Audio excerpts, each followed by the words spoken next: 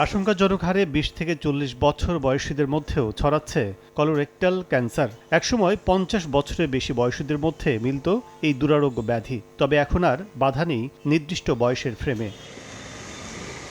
স্বাস্থ্য বিশেষজ্ঞদের মতে আধুনিক জীবনযাপনে অভ্যস্ত হয়ে পড়ছে তরুণ প্রজন্ম। পাশাপাশি বিশেষ করে প্রক্রিয়াজাত খাবারের স্বাদ ও রুচিতে ভিন্নতা আনলেও ক্ষতির মাত্রা বাড়াচ্ছে কয়েক গুণ। রেস্তোরাঁয় নানা অনুষঙ্গ দিয়ে তৈরি এসব খাবার দিচ্ছে আশঙ্কাজনক বার্তা।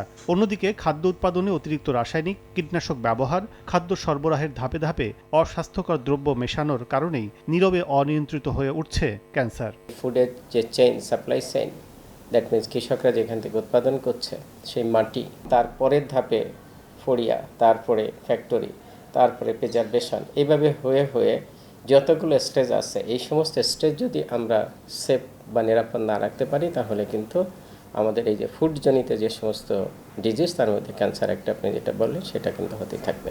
ফোটানোর ঝামেলা ছাড়াই নিরাপদ পানির জন্য ঘরে আনুন পিওরিট। কল করুন 16627।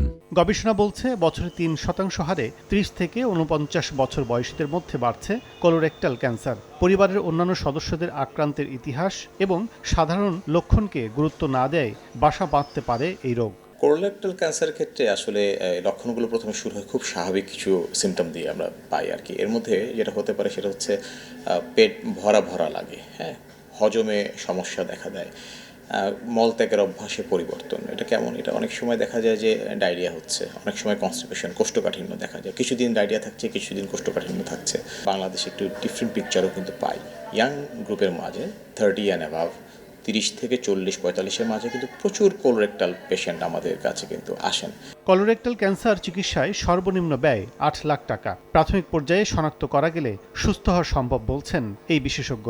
একজন কোলন ক্যান্সারের রোগীর ক্যান্সারের যত চিকিৎসা পদ্ধতি রয়েছে, যেমন আপনার কেমোথেরাপি, সার্জারি, রেডিওথেরাপি, সবগুলোই রাখতে পারে। সবগুলো যদি একজন পেশেন্টের লাগে, আমরা ধরে নিতে পারি এটি যদি প্রাইভেট সেন্টারে কোথাও করে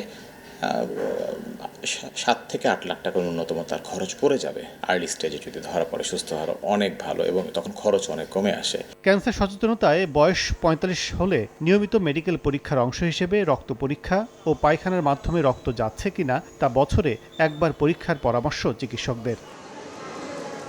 কাজল আব্দুল্লাহ, সময় সংবাদ, ঢাকা।